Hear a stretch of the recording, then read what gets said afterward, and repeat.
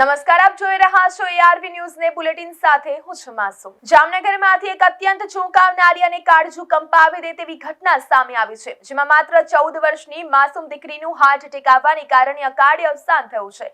આ સમગ્ર ઘટનાના લાઈવ સીસીટીવી ફૂટેજ સોશિયલ મીડિયામાં સામે આવ્યા છે। વિડીયોમાં જોઈ શકાય છે કે સગીરા સામાન્ય સ્થિતિમાં ઊભી હોય છે અને અચાનક જ તે પોતાની છાતી પકડીને ઢળી પડે છે। નાની ઉંમરે હૃદયરોગના હુમલાથી થયેલા ગંભીર મોતના પગલે મૃતક દીકરીના પરિવાર સહિત સમગ્ર જામનગર પંથકમાં ઘેરા શોકની લાગણી વ્યાપી ગઈ છે અને નાની વયના બાળકોમાં વધતા હાર્ટ એટેકના કેસોએ ચિંતા જગાવી છે।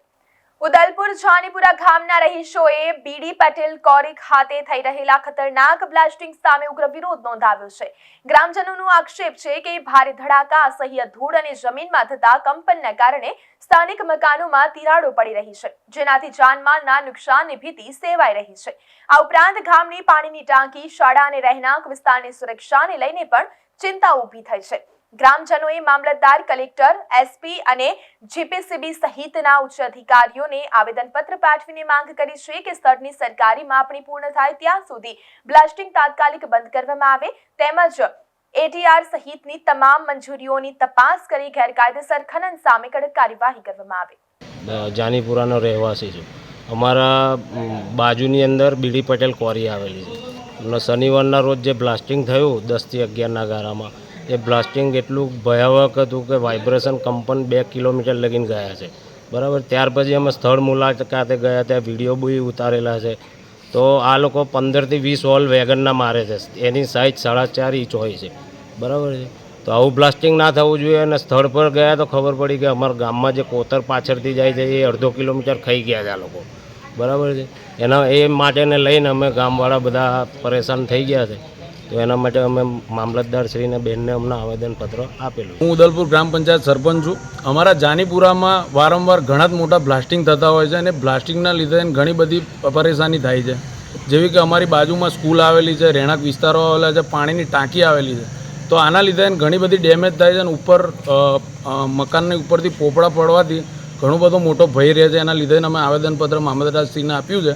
તો આ તાત્કાલિક ધોરણે આ બ્લાસ્ટિંગ બંધ કરવા અમારી માંગ છે। તમારા ઉદલપુરમાં ક્વોરી ઝોન છે તો પ્લાસ્ટિક જ થાય, પણ તમારે આ શું પ્રોબ્લેમ છે એ જણાવો।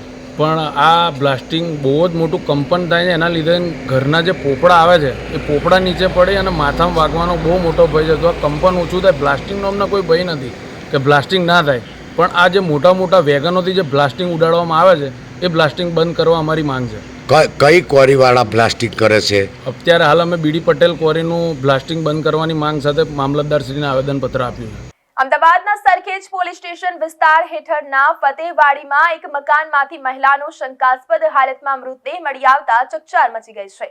PM રિપોર્ટમાં મહિલાને ગળે ટૂંપો આપીને હત્યા કરાઈ હોવાનું સામે આવતા મૃતકની માતા મહઝબીનની ફરિયાદના આધારે પોલીસે તપાસ હાથ ધરી હતી। પોલીસ તપાસમાં ખુલાસો થયો છે કે પશુઓની લેવેચનું કામ કરતા પરિણીત આરોપી યાસીન આબિદ હુસૈનને મૃતક મહિલાને જે છૂટાછૂડા લીધેલી અને 2 બાળકોની માતા હતી તેની સાથે સંબંધો હતા। લગ્નની લાલચ આપી સાથે રહેતા યાસીન સાથે 5 તારીખની રાત્રે મહિલાને ઉગ્ર ઝઘડો થયો હતો, જેમાં ઉશ્કેરાઈને યાસીને મહિલાના જ ડ્રેસની દોરીથી ગળે ટૂંપો આપીને તેની હત્યા કરી નાખી હતી। સરખેજ પોલીસે ટેકનિકલ અને હ્યુમન સોર્સિસની મદદથી જુગારના ગુનામાં અગાઉ પકડાઈ ચૂકેલા આરોપી યાસીનની ધરપકડ કરી છે। આમાં એવું છે કે 5/6 રાત્રિના 9:30 વાગ્યાથી 6 તારીખના 10:30 સુધીની સમય દરમિયાન એક એડી જાહેરાત થયેલી હતી સરખેજ પોલીસ સ્ટેશનમાં। એમાં હકીકત એવી હતી કે જે ફતેહવાડી એરિયા છે RCC, ત્યાં એક મકાનની અંદર એક લેડીઝની મૃત હાલતમાં બોડી મળેલી હતી, જેમાં પ્રથમ દ્રષ્ટિએ જે એના માર ખાતા ગળાના ભાગે શંકાસ્પદ હતા, જેથી એને પેનલ ડોક્ટરથી PM કરાવતા હકીકત ખુલેલી કે ભાઈ આ છે ખરેખર ગળા ફાંસો આપીને મર્ડર કરેલું છે। તેથી આ બાબતે જે મરણ જનાર છે એની માં જે મહઝબીન છે એની ફરિયાદ લેવામાં આવેલી છે। ફરિયાદના કામે હકીકત એવી છે કે યાસીન આબિદ હુસૈન કરીને એક જમાલપુરનો ભાઈ છે, એને જે આ મરણ જનાર છે એની સાથે સંબંધ હતા અને એને એવી જે ઓલરેડી યાસીન છે મેરિડ છે, એણે મરણ જનારને એવો ભરોસો આપ્યો હતો કે હું તારી સાથે લગ્ન કરીશ, એમ કહીને એની સાથે રહેતો હતો અને આવજા કરતો હતો। એ દરમિયાન જે આ બનાવ જે બન્યો 5 તારીખે રાત્રિના લગભગ 12:30 વાગ્યાની આસપાસ જ્યારે આવ્યો છે ઘરે અને બંને વચ્ચે કોઈ બાબતમાં બોલાચાલી હતી, એ વખતે જે આરોપી છે એને જે આને ડ્રેસ પહેરેલો હતો એની પાછળ જો દોરી બાંધવાની આવે છે, એ દોરીથી જ ગળા ફાંસો આપી અને મોત નિપજાવવાનું તપાસમાં ખુલેલું છે. એ કારણ મેં જણાવ્યા પ્રમાણે ઓલરેડી જે યાસીન છે મેરિડ છે, એને 2 બાળકો છે અને રહે છે, પણ એણે આજે જે મરણ જનાર છે એને ફોસલાવી અને કીધેલું છે કે હું તારી લગ્ન કરીશ તારી સાથે, અને પછી ઘણા સમયથી એ લગ્ન કરતો નતો, એટલે એ બાબતે બોલાચાલી થયેલી બંને વચ્ચે ઉગ્ર, અને એમાં ઉગ્રતામાં આવીને આ ગળા ફાંસો આપેલાનું જણાય છે.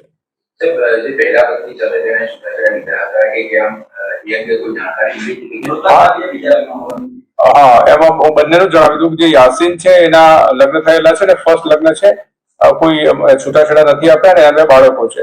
એ મરણ જનાર છે ને ઇમરાન સાથે લગ્ન થયેલા હતા, એનાથી એને ફર્સ્ટ પતિથી 2 બાળકો છે, ત્યારબાદ એનાથી તલાક થયેલા હતા અને અત્યારે જે છે મરણ જનાર એકલી રહેતી હતી મમ્મી સાથે. આરોપી છે બેઝિકલી મંડીમાં પશુઓ લે વેચનું કમિશનનો ધંધો કરે છે અને ગુનાહિત હિસ્ટ્રી જોતા એ 2 વખત જુગારના ગુનામાં પકડાયેલું છે. એક વખતે ખેડા પકડાયેલું છે અને એક વખતે વડપા પોલીસમાં પકડાયેલું છે. જુગારમાં પકડાયેલો છે, જુગાર રમતા કેસમાં.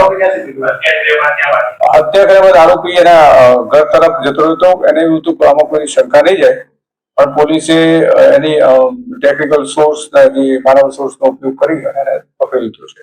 સુરેન્દ્રનગર જિલ્લાના લીંબડી તાલુકાના જાંબુ ગામે અસહ્ય ગરમી વચ્ચે વીજ કરંટ લાગવાથી એક 12 વર્ષના માસૂમ બાળકનું કરુણ મોત નીપજ્યું છે.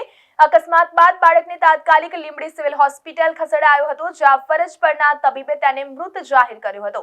આ ઘટના અંગે પીજીવીસીએલના એન્જિનિયર સુતરિયાના જણાવ્યા મુજબ તપાસ દરમિયાન સામે આવ્યું કે આ વિસ્તારમાં વીજ થાંભલા ન હોવા છતાં આજુબાજુના લોકો દ્વારા બિનઅધિકૃત રીતે વાયરના લંગર નાખીને વીજળીનો ઉપયોગ થતો હતો.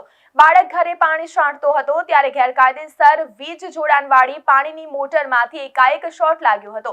જોકે પરિવારજનોએ ટીસી ટ્રાન્સફોર્મર પાસે શોર્ટ લાગ્યો હોવાનો દાવો કર્યો હતો, જેને વીજ કંપનીએ નકારી કાઢ્યો છે.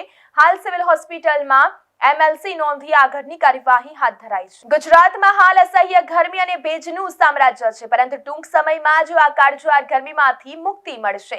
હવામાન નિષ્ણાંત અંબાલાલ પટેલ અને હવામાન વિભાગની આગાહી અનુસાર 8 થી 14 જૂન દરમિયાન અરબ સાગરમાં લો પ્રેશર સર્જાવાને કારણે ચોમાસું આગળ વધશે.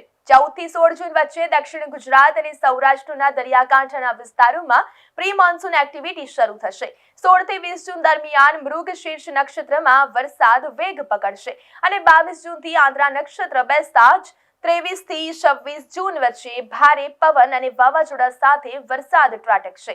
હવામાન વિભાગના મતે પોરબંદર, અમરેલી, જૂનાગઢ અને ગીર સોમનાથમાં હળવાથી મધ્યમ વરસાદની શક્યતાઓ છે.